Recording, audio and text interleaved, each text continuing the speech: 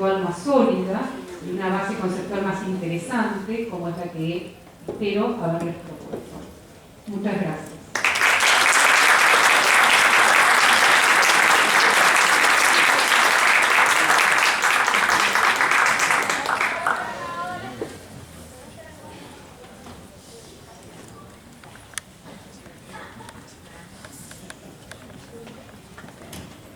Vamos a pasar a la sesión de preguntas.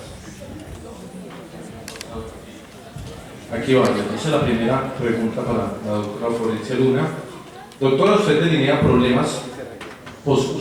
posibles políticas públicas para atacar cada una de las capas de vulnerabilidad de las personas mayores. ¿De qué modo pueden intervenir los ancianos en el proceso de deliberación y toma de decisiones en las mismas? Bueno, en realidad yo no trabajé el tema de la toma de decisión, y cómo diseñarla, pero en realidad sería muy interesante poder contar con el asesoramiento, la intervención, las ideas que ellos mismos puedan brindar, porque son los que más saben respecto de su condición. Yo creo que en ese sentido es sumamente interesante y sumamente útil poder tenerlos en cuenta. Ayer estábamos con María en un programa de televisión y yo hablando de temas similares. Yo lo que decía, por ejemplo, en Inglaterra es un modelo de este tipo de diseño de políticas públicas. Los ingleses trabajan muchísimo consultando a la población, preguntándole a la gente qué es lo que opina, sobre todo sobre temas muy candentes o controvertidos o difíciles. Y yo creo que esta es una de las formas más excelentes, ¿no? Mejores. Uno necesita expertos para ver cuán viable puede llegar a ser, pero también necesita la voz de aquellos que padecen estas situaciones, que por ahí nos van a decir, bueno, no, pero si tal política pública hace tal cosa, en realidad nos va a desproteger por este lado, ¿no? O sea, se necesita ese intercambio, absolutamente. Bien, segunda pregunta dice, en Colombia la Corte Constitucional adoptó un test de igualdad o razonabilidad para determinar si una situación particular puede colocarse en condición de vulnerabilidad a una persona. ¿Qué piensa usted de estos test de igualdad o razonabilidad que aplican las altas cortes y si sirven para determinar, las capas de vulnerabilidad? Bueno, no sé exactamente en qué consistan estos tests. En realidad yo estoy pensando en una visión como más compleja respecto de estos temas, pero por ahí estos tests pueden llegar a sacar, derivar y evaluar, digamos, efectivamente cada una de estas capas. Habría que analizar el test en sí y ver si efectivamente llegan a poder servir para este tipo de cuestiones. Dependerá de lo sofisticado, de lo complejo que ellos sean, ¿no? Si es, bueno, tiene más de 65 años, es vulnerable, no. Ahora, si puede tener en cuenta varias otras cuestiones que están, digamos, que tienen que ver con el contexto social, con la situación de vida, con la situación física, económica, emocional, quizás puedan llegar a servir. La tercera pregunta dice, si se toma la esterilidad femenina como una capa de vulnerabilidad, ¿cómo se podría responder desde la bioética a las madres de alquiler? Por ejemplo, las madres de alquiler de la India, que son mujeres de pocos recursos. A ver, yo no trabajé con el tema, estoy muy interesada en los temas de fertilización asistida y demás, pero no he trabajado tanto el tema de las madres sustitutas. Por supuesto que hay toda una cuestión que habla de la posibilidad de abuso y explotación, digamos, de estas mujeres, sobre todo cuando se buscan mujeres de escasos recursos para que, digamos, sean las madres portadoras. Sabemos que con el tema de los embriones no es así, porque lo que se busca no son madres de escasos recursos, sino justamente lo que se busca son donadoras de óvulos que pertenezcan a mejores clases sociales. Por ejemplo, son muy valoradas aquellas que terminaron las universidades o estuvieron en universidades buenas, porque se supone que van a tener un mejor coeficiente intelectual. Pero con las madres portadoras, en donde esto no es tan importante para la transmisión genética, ahí se puede, digamos, bajar los niveles.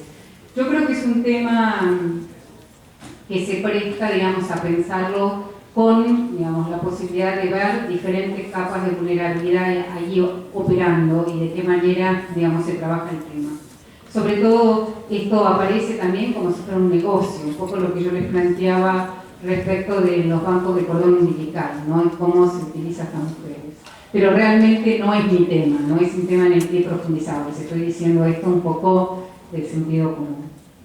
Una penúltima pregunta dice: ¿cómo humanizar a la sociedad para que la vida transcurra con más dignidad, teniendo en cuenta el sentido bioético y su significado concretamente con los viejos? Bueno, esto era un poco lo que yo decía respecto de la posibilidad de empezar a hacer muchas más campañas para, digamos, buscando cierta empatía, buscando una valoración mayor hacia los ancianos, tratando de conectar. Muchas veces lo que hay son políticas públicas que lo que buscan es el trabajo intergeneracional también. Entonces, yo creo que esto es parte de todo un trabajo y en el cual también tenemos que pensar que todos nosotros, esperemos, lleguemos a ser mayores, lleguemos a ser ancianos. Entonces tenemos que empezar a sembrar no solo para los que ya están, sino para nosotros mismos, ¿no? Y pensar que es importante empezar a cambiar estas formas de pensar donde únicamente la juventud y la belleza parecen hacerlo todo. Y la última pregunta, doctora, ¿podría usted referirse al caso frecuente de injusticia en la que se realizan investigaciones con sujetos vulnerables? Sí, bueno, en realidad como un poco les decía al principio, en realidad fueron este tipo de investigaciones las que hicieron tomar conciencia respecto de ese concepto de vulnerabilidad, ¿no? A ver, la investigación plantea muchísimos problemas. Yo creo que hay por lo menos 12 etapas. Si me voy a poner a hablar de ética de la investigación, podemos estar 2 horas más, porque esta es otra de las áreas en las que he trabajado mucho. Pero, digamos, yo creo que han habido al menos 2 etapas en la ética de la investigación. Una primera etapa en donde todo parecía resolverse con el consentimiento informado. Si ustedes piensan en lo que fueron los ejemplos desde los nazis, en los campos de concentración, hasta el ejemplo de Tuskegee o los ejemplos de investigaciones que se hicieron sobre ancianos, inoculándoles células vivas de cáncer, en un momento en el que el cáncer era sinónimo de muerte, y digamos en donde no se les decía lo que se les estaba haciendo, se les decía que se les iba a introducir material biológico. Sí, lo era, pero se les estaba, digamos, escondiendo todo lo que estaba sucediendo, y que eran células cancerosas. Lo que se percibía en esa primera instancia, en esa primera etapa de la ética de la investigación, era justamente como que el consentimiento informado podía resolver todo. Pero el consentimiento informado es una condición necesaria, pero no suficiente para hablar de la ética de la investigación de un protocolo o de lo que se está haciendo. En una segunda etapa de la ética de la investigación, justamente lo que se ve es que hay una serie de problemas de contexto muy fuertes que hacen que, bueno, no baste con el consentimiento informado y que una persona puede dar su consentimiento informado y ser absolutamente racional y sin embargo no ser ético. Cuando yo no tengo ninguna alternativa, no tengo tratamiento y la única posibilidad que tengo es participar de una investigación, obviamente que es una decisión racional participar de esa investigación. Eso no quiere decir que sea lo éticamente indicado. Digamos, el que se aprovechen estas situaciones de desposeimiento, de injusticia, de falta de acceso a la salud y al tratamiento para enrolar a sujetos de investigación es absolutamente inaceptable.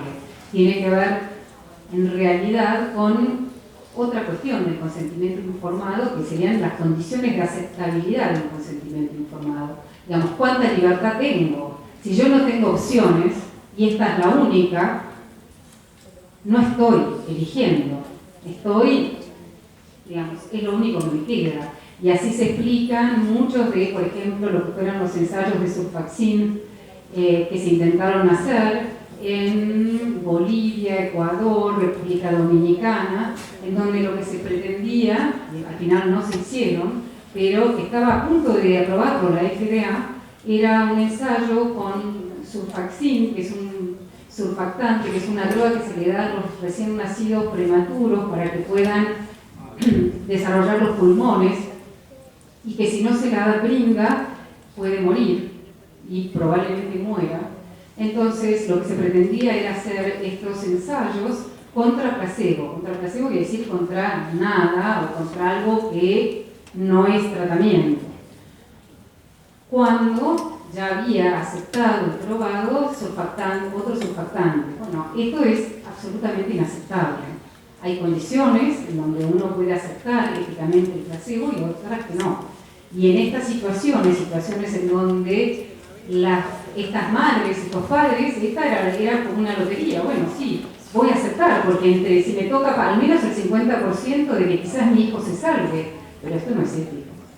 Pero bueno, la dejo ahí. Realmente da para muchísimo. La ética de la investigación es un campo fascinante, muy, muy complejo, y en donde efectivamente se plantean muchísimos problemas de justicia, y es por eso que el concepto de vulnerabilidad, como les decía hace un rato, surge. Porque lo que se ve es que todas estas situaciones de desigualdad, de injusticia, de aprovechamiento, bueno, no son aceptables. Y necesitamos un análisis más sofisticado para poder dar cuenta de esto. Doctora Florencia Luna, muchas gracias a usted y a todos los clientes.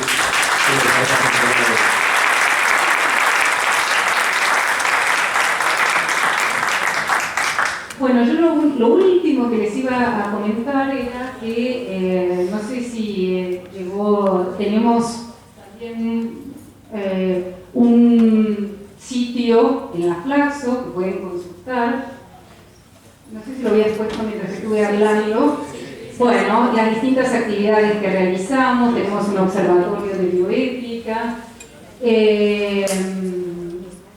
cursos que estamos dando, bueno, cuáles son los investigadores, los proyectos, tenemos también un blog al que pueden acceder, la revista Perspectivas Bioéticas, así que bueno, ahí tienen, y también lo que tenemos son distintos grupos de investigación, por ejemplo, ya es un poco tarde, pero igual aquellos que están interesados en ética de la investigación, estamos organizando el 16 y 17 de septiembre en Buenos Aires, así que estuve un poco enloquecida en estos últimos días, una reunión de FLA6, que es el foro de comités de ética de investigación en salud latinoamericano.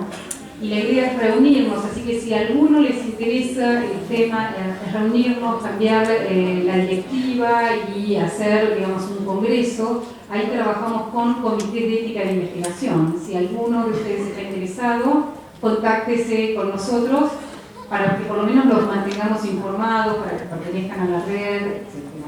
Así que pueden encontrar ahí en las distintas actividades que tenemos. Bueno, ahí está justo FLA6. Actividades que hemos realizado también con María, cursos virtuales también que damos, tenemos una maestría, así que bueno, hay mucho material para que también, un poco como decía María, puedan aprovechar, escudriñar si hay algo que les sirva. Muchas gracias. Dos informaciones importantes antes de que se vayan, para no decir como el conferencista anterior se los dije. Para mañana es muy importante que traigan la escarapela, no olviden la escarapela. Mañana comenzamos 8 de la mañana, la segunda jornada del Congreso. Y la escarapel es importante para el ingreso a la universidad y también para el ingreso al auditorio. Y la segunda información, han preguntado por las memorias del Congreso, estarán disponibles a partir del lunes en el sitio web del evento. En el bloque derecho del sitio encontrarán un cuadro para iniciar sesión. Los datos de acceso serán generales para todos los participantes. A partir del lunes, las memorias en el usuario deben colocar, como está en pantalla, todo en minúscula, la palabra memorias y la contraseña Biocongreso 2013. A partir del próximo lunes, las memorias de todas las conferencias que hemos tenido el día de hoy y las de mañana, 8 en punto de la mañana comenzamos. Damos las gracias a cada uno de ustedes por acompañarnos y los esperamos mañana desde las 8. Así que feliz resto de tarde y muy buena noche.